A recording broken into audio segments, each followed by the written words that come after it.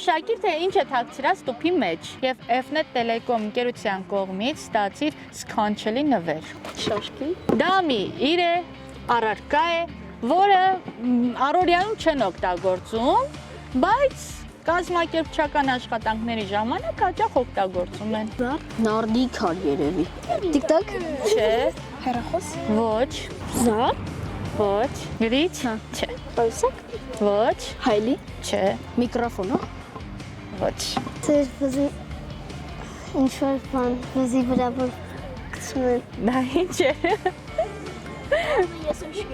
որ անունն ու նկարը վրան գրած է։ Ճիշտ է, Մարիան ճիշտ է։